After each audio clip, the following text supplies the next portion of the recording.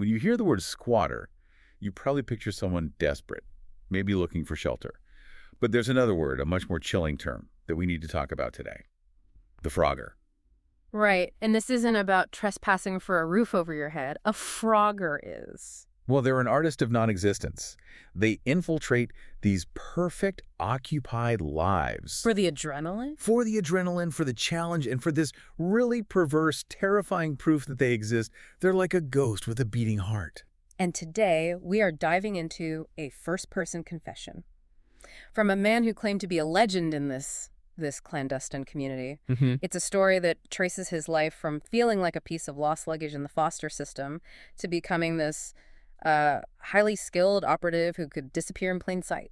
And you have to understand, his skill was born from pure survival. He talks about being 9 years old, hiding in empty homes because the places he was supposed to live smelled of, and this is his quote, bleach and sadness. But that survival skill, it metastasized. It became an obsession, a compulsive, almost arrogant need to prove he could be nothing and still survive inside someone else's everything. And that obsession demanded a target, the ultimate target.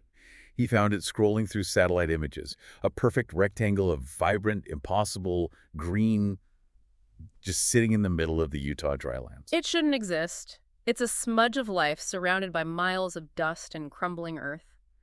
And it became his fixation. The one challenge he couldn't walk away from. So let's unpack the code he lived by, because it's what sets up this whole tragedy. He was a master of invisibility. Right, not just in empty homes anymore. He graduated to occupied homes, learning schedules, using silence like armor. And he had one core rule. The clean exit. Exactly. Phroggers are not thieves. They take nothing. They leave no sign. The whole point is the skill, not the game. And this skill created a whole online subculture around him.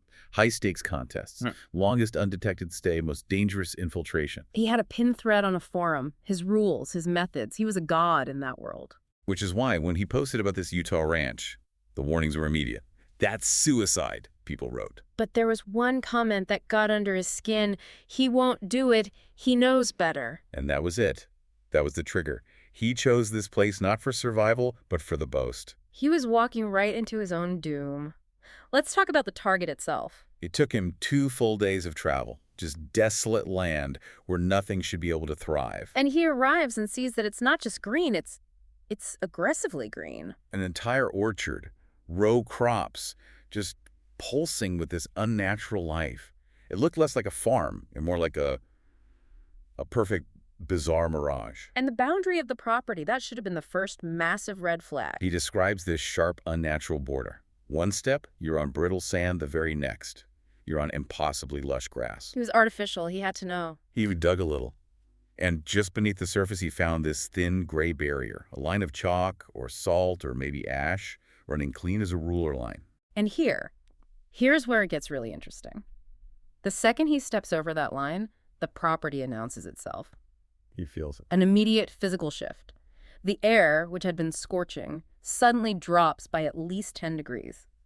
And the smell changes. Cleaner, but metallic. That barrier wasn't a fence. No, it was a ward, a magical ward. It was signaling from the very start that this place was guarded by something deeply, deeply unnatural. And then he sees them. The family. You're perfect. A postcard. Bye. Broad-shouldered father, graceful wife, 3 laughing children. Yeah. But he said they moved with this strained, unsettling ease. Without the weight of their lives, is how he put it. It was too perfect. A facade, a deliberate performance of normalcy. And when he finally gets inside the house, that feeling of dread just solidifies. Yeah, the house is old, dark timber, polished wood. But the decor, the decor was profoundly wrong. He says the walls were covered in these unsettling religious depictions, sort of Christian style, but twisted. Demons battling angels, horned men. And figures kneeling before a goated headman. These weren't just decorations. They felt instructional, devotional. The first real crack in that perfect family facade came the next morning. He's hidden, and he overhears the mother and father. They're talking about needing to find fresh meat soon. And needing something stronger this time. And, you can rationalize that. At first he thought, okay, venison, livestock, something rural. But then one of the children asks if they're going to use the deep one. And the mother replies that the others are too thin. The language. It's so precise, almost culinary. They're talking about the quality of a victim, not cattle. So his focus shifts. He needs a permanent base inside the house. He finds a false panel in a closet, but the real prize is under the kitchen rub. A small, sturdy wooden hatch with a brass handle. He lifts it just a crack, and this air rises up, Yeah. cold, dry, smelling of dampness, iron, and something faintly sweet. He knew right away. That was his spot, his key to total invisibility. 2 mornings later, the opportunity comes. The parents are packing bags. And they're telling the children to feed the goats and prep the drying racks. Chilling. And the mother says they'll be gone for a full day, maybe 2. Once the house was quiet, he slid through the hatch. He went down. The air was thick, iron and soil. The basement was just rough stone, pitch black, hooks hanging from beams, rusted chains. It looked like a medieval processing center. He hides under some crates, just as the hatch clicks open above him. And the family returns. But they're not alone. They're with 2 other figures, cloaked head to toe in these thick, seamless black robes with these sickly off-white symbols embroidered on them. And this is it. The infiltration becomes pure occult horror. The father is carrying the victim, an unconscious, heavily pregnant woman draped right over his shoulders. They place her on an old, glossy butcher slab. The altar. The ceremony begins immediately. It's precise. One of the robed figures traces a perfect circle, a pentagram, on the floor, Yeah. using blood from these dark glass jars he'd seen earlier. The lines just gleam wetly in the dark.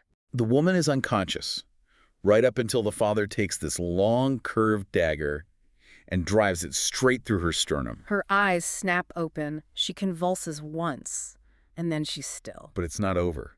It gets worse. So much worse. The mother comes back downstairs carrying a freshly severed goat's head. And with a short saw, they decapitate the woman, and they replace her head with the goat's head. Why the goat? We don't know for sure, but based on the art upstairs, the goated headman, it seems like a specific kind of offering, a grotesque substitution. They start chanting this guttural language. They spread salt, drop metal tokens, coins, rings, a broken key. And the body twitches. The pregnant abdomen swells unnaturally, and the result of the summoning, it rises. But the ceremony fails. Catastrophically. Right. The creature slams its hands down, splintering the table, and it hisses, "You have wasted blood." Something disturbed it, the family realizes. It was him. His presence, the uninvited observer. It contaminated the sacrifice. The ghost with the beating heart invalidated their ritual. So the family doesn't mourn.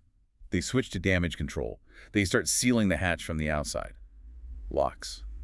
A power drill. They're burying him alive, with the evidence. And that's when the creature, still in the basement with him, turns its attention to him. It whispers into the darkness.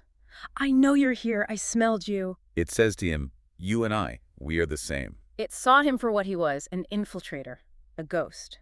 And it makes him an offer. A terrible choice. The creature says it can help him leave, warns him the family will come back with fire and oil to burn him out. The price seems so simple. Break the salt, only a single line. Then we shake hands. That is all. His options were just gone. Staying meant becoming the next ingredient. Running meant dying in the desert. So he chose the unknown. He uses the tip of his boot, breaks the smallest section of that salt circle. He broke the magical boundary. And he reaches out and he takes the creature's hand. The room shivers. The ceiling cracks. Yeah. And then the creature is gone. Replaced by chaos from upstairs. Wood splintering, sharp screams, and this horrifying wet sound of someone tearing a roast from the bone with their bare hands. The creature was clearing its path. So he scrambles through the now unlocked hatch, and he runs. He runs for the property line, his lungs burning. But when he reaches that line between the grass and the sand, he slams into something. Something solid. Invisible. A wall of what he calls steel density. He's trapped. And the creature appears at the wall, its goat head so close he can feel the warmth of its breath. And it delivers the final bargain, the real price. Its wish was simple. You must raise my kin. And right there, the creature's abdomen swells and pulses. The skin stretches until you can see the outline of something shifting inside. And with a wet, muted slap, the kin is born. It's small, toddler-sized, covered in coarse black hair, gray skin. It has these oddly jointed limbs and 2 leathery wings that stretch out with a slow, fluttering pulse. In pure panic, he grabs a rock and he just brings it down on the creature's head. Once, twice. And the thing just giggles, looks up at him, and says the one word that seals his fate. Dad. And this is where the true horror of the trap becomes clear. The property isn't just a prison. It's a life support system for this new kin. and for its new protector. He tries to kill it again with a butcher knife. The blade just stops, like hitting leather. He can't even end his own life. He takes the father's gun, aims it at the creature. It just clicks. He aims it at his own temple. It fires. But he just wakes up moments later completely unharmed.